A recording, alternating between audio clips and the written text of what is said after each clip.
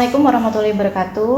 Saya Feni Orinanda, mahasiswa alih kredit kebidanan angkatan 6. Di sini saya akan melakukan OSCE tentang pil kontrasepsi darurat kepada Ibu N. Berikut adalah videonya. Mari silahkan duduk Bu. Saya tutup dulu ya videonya. Kemudian cuci tangan. Baik, Ibu Nisa ya? Iya. Umurnya 24 tahun. Ada keluhan apa, Bu? Ini di sini dituliskan Ibu habis berhubungan tapi pakai kondom ternyata bocor. Iya. Tadi tensinya sudah ditensi normal ya, Bu? Iya. Tensinya normal, suhunya juga normal, semuanya baik. Baik, di sini saya nanti sebelum memberikan tablet pil kontrasepsi pada Ibu, saya nanti akan menjelaskan dulu nih, Bu. Saya berikan edukasi nih tentang pil kondar itu. Nah, Ibu sebelumnya sudah tahu belum tentang pil kondar atau kontrasepsi darurat itu apa? Belum, Bu. Belum tahu ya. Di sini saya akan menjelaskan kepada Ibu bahwa kontrasepsi darurat adalah kontrasepsi atau KB. KB yang dilakukan pada kondisi yang tertentu. Misalnya karena KB-nya gagal atau bocor, terus kemudian korban pemerkosaan, terus atau dilakukan jika suaminya jauh dari rumah, jadi dia tidak mau menggunakan pil KB jangka panjang, hanya sesekali aja boleh menggunakan pil kondar ini. Nah, ini adalah alat kontrasepsi yang ibaratnya penting, bukan penting Bu. Di sini adalah pil kontrasepsi ini adalah kontrasepsi yang bisa melindungi selama kehamilan dan efektivitasnya itu tinggi. Salah, biar dikat ya, ini nanti biar dikat. Kan nanti dikat. Jadi pil ini adalah mencegah kehamilan yang digunakan setelah berhubungan seksual seperti itu. Nah, macam-macamnya apa aja? Nah, macam-macamnya kontrasepsi ini adalah ada mikroginon 500 mg atau 30 mg. Nah, biasanya yang 50 mg itu nanti kita gunakan 2 kali, Bu. Jadi 2 kali 2, sekali minum 2 tablet, tapi 2 kali. Jadi 4 tablet totalnya ya. Terus kemudian ada lagi 2 yang untuk yang 30 mg itu 2 kali, tapi sekali minum 4 tablet. Jadi 2 kali juga, tapi sekali minum 4 tablet, jadi 30 mg seperti itu. Jadi 8 tablet, banyak ya Bu. Nah, ini sangat efektif untuk seperti Bu Nisa tadi yang mengalami kebocoran kondom seperti itu.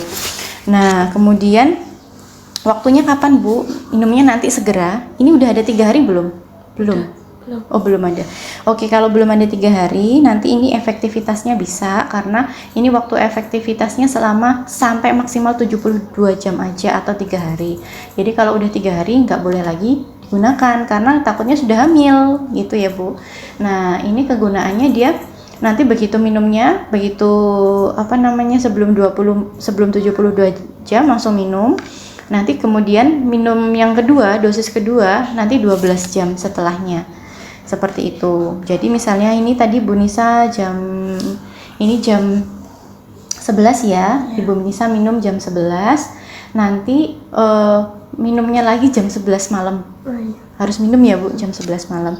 Nah, kemudian efektivitasnya ini sangat tinggi pil kondar ini, yaitu kegagalannya cuma 3% Bu. Jadi mudah-mudahan Bu Nisa nggak yang termasuk 3% ini ya. Jadi kegagalannya cuma 3%.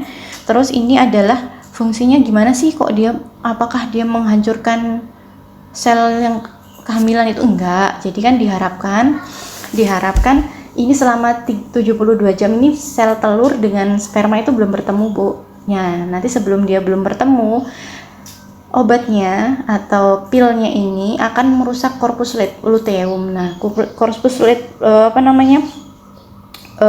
luteumnya ini dirusak supaya nanti nggak bisa bertemu gitu Bu, tidak bisa berbuah seperti itu. Nah, kemudian KB ini kelemahannya itu nggak bisa digunakan jangka panjang Bu. Jadi Ibu pokoknya minum ini terus, ketika ini nggak bisa. Jadi jangka panjangnya tetap itu tadi, kontrasepsi kondom. Ibu boleh, tapi nanti ketika ada kebocoran minum ini boleh, seperti itu. Nah, kontrasepsi ini juga kelemahannya juga nggak bisa digunakan setelah 72 jam. Terus habis itu kontraindikasinya apa, Bu? Kontraindikasi yang nggak boleh minum pil ini apa? Yang sudah hamil. Terus kemudian